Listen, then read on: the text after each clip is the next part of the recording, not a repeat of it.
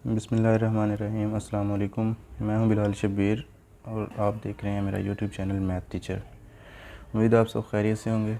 आज हम पीपीएससी और डिफरेंट जॉब्स के अंदर पूछे जाने वाले मोस्ट कॉमन क्वेश्चन प्रोपोर्शन के बारे में जो कि होते हैं डायरेक्ट प्रोपोर्शन और इन्वर्स प्रोपोर्शन के बारे में, उनको सॉल्व करेंगे। बहुत ही ईजी क्वेश्चन होते हैं, बस आपने ध्यान लगा के इसको समझना है और इसके बाद इंशाल्लाह आप ये क्वेश्चन तो आपको बहुत ईजी लगेंगे जब भी आएंगे। तो प्रोपोर्शन क्या होती है? दो रेशियोज़ के दरमियान में अगर इक्वलिटी का रिलेशन हो तो उसको हम प्रोपोर्शन बोलते हैं। दो तरह की होती है, एक डायरेक्ट प्रोपोर्शन और एक इन्वर्स प्रोपोर्शन। डायरेक्ट प्रोपोर्शन क्या होती है? अगर एक चीज़ बढ़ रही है और दूसरी भी उसी रेशियो से बढ़ रही है, इंक्रीज़ हो रही है तो ये, या फिर एक चीज़ डिक्रीज़ हो रही है, कम हो रही है और दूसरी भी उसी रेशियो के साथ डिक्रीज़ हो, तो इसको हम बोलते हैं डायरेक्ट प्रोपोर्शन।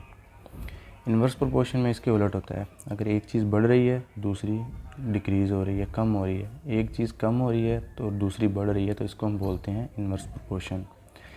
यहाँ पे दो चीज़ों के जो कॉन्सेप्ट को आप समझना बहुत ही इम्पोर्टेंट है। अगर ये समझ लिया तो आप क्वेश्चन को देखते ही समझ जाएंगे कि इसको सॉल्व कैसे करना है। वो है वर्क और टाइम के बारे में और दूसरा है वर्कर्स और टाइम के बारे में। अगर वर्क ज़्यादा होगा तो हमें उसको करने के लिए टाइम भी ज़्यादा लगाना पड़ेगा, और अगर काम थोड़ा है तो उसके लिए टाइम भी कम लगेगा। इसी तरह अगर टाइम ज़्यादा है तो उसके अंदर काम हम ज़्यादा कर सकते हैं, अगर टाइम थोड़ा है तो उसके अंदर काम हम कम कर सकते हैं।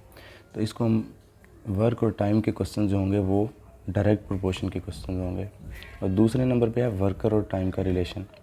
देखें, अगर वर्कर ज़्यादा होंगे तो काम करने के लिए हमें थोड़ा टाइम चाहिए होगा, और अगर वर्कर कम है तो टाइम ज़्यादा चाहिए होगा। यानी कि एक चीज़ ज़्यादा हो रही है दूसरी कम हो रही है, तो इसको हम बोलेंगे ये इन्वर्स प्रोपोर्शन है। इसी तरह अगर टाइम ज़्यादा है तो हमें कम वर्कर की ज़रूरत होगी, और अगर टाइम कम है तो हमें ज़्यादा वर्कर की ज़रूरत होती है। तो क्वेश्चन है हमारे पास, if a 162 kilometre long road can be constructed in 9 months, how many number of months are required to construct a 306 kilometre long road. सबसे पहले आपने देखना है कि किन दो चीज़ों के बारे में बात कर रहा है वो सवाल के अंदर। तो ये देखें, एक हमें वर्क दिया है और दूसरा हमें टाइम दिया है। वर्कर्स का नहीं बताया कि कितने काम करने वाले बंदे हैं, हमें उसने बताया कि इतना वर्क हो रहा है इतने टाइम के अंदर। अब पूछ रहा है कि कितने मंथ उसको लगेंगे अगर रोड की लंबाई इतनी हो जाए। तो आपने करना क्या है, आपने दो क्वांटिटीज़ देखनी है। एक तो रोड की लेंथ की बात की है, दूसरा उसने टाइम की बात की है, ठीक है, मंथ्स की बात की है।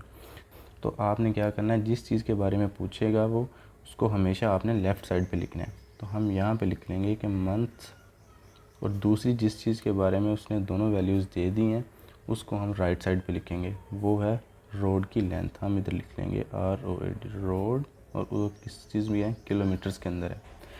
अब पहले बता रहा है कि 9 मंथ्स लगते हैं कितना रोड कंप्लीट करने में, 162 किलोमीटर।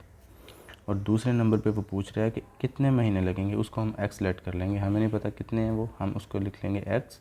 और कितना रोड कंप्लीट हो रहा है कंप्लीट करने के लिए हमारे पास 306। अब जिस चीज़ को हमने मालूम करना है उसको ऑलवेज़ हमने डायरेक्ट प्रोपोर्शन एज्यूम कर लेना है। उसको समझना है कि ये डायरेक्ट प्रोपोर्शन, उसका एरो हमेशा आप ऊपर की तरफ लगाते हैं, और जिस चीज़ के बारे में वैल्यूज़ दी हैं उसको उसके साथ कंपेयर करना है। जैसे 162 किलोमीटर था तो 9 मंथ्स लगते थे, अब रोड की लंबाई बढ़ा दी है, 306 किलोमीटर कर दी है। इसका मतलब महीने ज़्यादा लगेंगे या कम लगेंगे? ऑब्वियसली ज़्यादा टाइम लगेगा। काम बढ़ गया है तो टाइम भी ज़्यादा लगेगा। ये बात मैंने पहले आपको सिखा दी है कि काम बढ़ने से टाइम भी बढ़ जाता है, और काम कम होगा तो टाइम कम लगेगा। तो जब भी डायरेक्ट प्रोपोर्शन का क्वेश्चन होगा तो उसके लिए हम एरो ऊपर को लगाया करेंगे। डायरेक्ट के लिए एरो ऊपर को, और इन्वर्स का जब आएगा तो एरो नीचे को यूज़ करेंगे हम। अब एरो ऊपर को लगाया तो आपने करना क्या है कि नीचे वाली वैल्यू को ऊपर लिखना है और ऊपर वाली वैल्यू को नीचे लिखना है, और इक्वल इसका भी एरो ऊपर को है तो हम 306 ऊपर लिखेंगे और 162 नीचे लिखेंगे।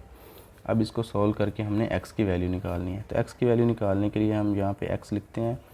ये 9 x के नीचे डिवाइड हो रहा था, इसको हम उठा के इस तरफ ले आएंगे, एज इट इज़ इसको लिख लिया। ये 9 इधर डिवाइड हो रहा था, यहाँ आके ये हो गया मल्टीप्लाई। अब इसको सिंप्लीफाई करके जस्ट हमने आंसर निकालना है। तो सिंप्लीफाई करने के लिए हम इसको कैंसिल आउट कर देते हैं, या इसको आपने जैसे आपको ईजी लगे। 9 1 ज़र 9, यहाँ पे भी 9 1 ज़र 9 लिया, यहाँ पे बच के 7, यहाँ पे आएगा तो 72 बन जाएगा। तो 9 8 ज़र 72 आ जाता है। अब इन दोनों को कैंसिल आउट करते हैं, ये 3 के टेबल में कैंसिल हो सकते हैं। 3 6 ज़र 18, 3 10s are 30, 3 2s are 6। अब इसको मज़ीद हम कैंसिल आउट करते हैं। 6 के टेबल में कट सकता है ये, 6 1s are 6, 6 1s are 6, यहाँ से 4 इधर गए 42 बन गया, 6 7s are 42। तो x की वैल्यू हमारे पास आ गई है 17। 17 क्या है, मंथ्स हैं। कि अगर हमारे पास रोड की लंबाई बढ़ जाती है तो हमारे पास नंबर ऑफ़ मंथ्स की जो तादाद है वो भी बढ़ जाएगी। तो ये हमारा आंसर आ गया 17 मंथ्स। दूसरा क्वेश्चन हम सॉल्व करने लगे हैं, वो है 125 man can construct a road in 120 days. How many man can do the same work in 100 days. कहता है कि अगर 125 मैन हो तो वो रोड को 120 डेज़ के अंदर कंस्ट्रक्ट करते हैं, उसको तामीर करते हैं। How many man can do the same, कितने आदमी उसी काम को 100 डेज़ के अंदर करेंगे। अब ध्यान से देखना है हमने कि इस क्वेश्चन के अंदर किन दो चीज़ों के बारे में बात की। एक तो उसने बात की है मैन यहाँ पे हैं काम करने वाले, जो रोड को बनाते हैं, ये वर्कर्स हैं हमारे।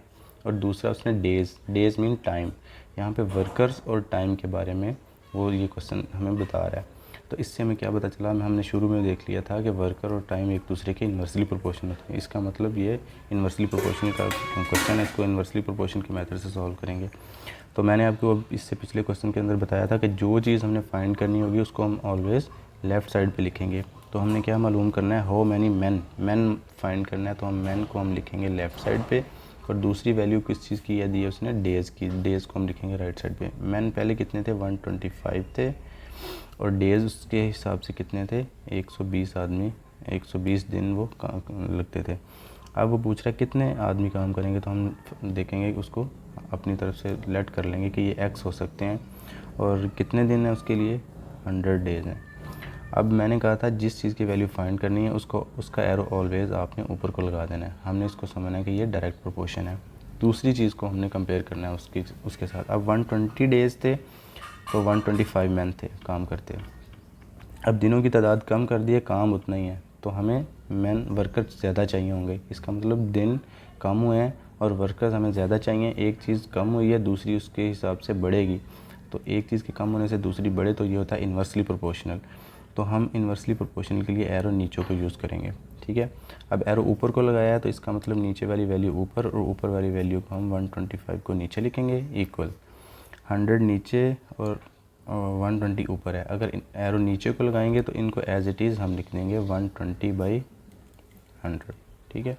अब सिंप्लीफाई करना है जस्ट इसको, x इधर ही रहेगा और यहाँ पे आ जाएगा 120/100, ये भी एज इट इज़ आ जाएगा। 125 यहाँ पे डिवाइड हो रहा था, यहाँ आके ये मल्टीप्लाई हो जाएगा। अब इनको हम सॉल्व करेंगे। ये 10 के टेबल में हम 10 10s are 100, 10 1s are 10, 10 2s are 20। अब यहाँ पे इसको हम कैंसिल आउट कर सकते हैं, या इसको 2 6s are 12, 2 5s are 10, 5 1s are 5, 5 2s are 10, 5 5s are 25। 25 को 6 से मल्टीप्लाई कर देते हैं, 20 हमारे पास आगे 150 मैन चाहिए थे हमें। डेज़ तो उसने दोनों दफ़ा बता दिए थे, वो पूछ रहा था कि कितने मैन चाहिए। तो हमें 150 आदमियों की ज़रूरत होगी अगर हमारे पास डेज़ कम कर दिए जाएंगे तो दोस्तों एक क्वेश्चन मैंने आपके लिए लिखा है, इसको आपने ध्यान से समझना है, देखना है कि ये डायरेक्ट प्रोपोर्शन है या इन्वर्स प्रोपोर्शन के तरीके से इसको सॉल्व करेंगे। अगर आपसे क्वेश्चन हो जाए तो आपने इसका आंसर कमेंट सेक्शन में ज़रूर बताना है, अगर ना हो तब भी ज़रूर बताना है, मैं आपको इसका आंसर बताऊँगा और इसको कैसे सॉल्व करना है ये भी बताऊँगा। थैंक यू वेरी मच, अल्लाह हाफ़िज़।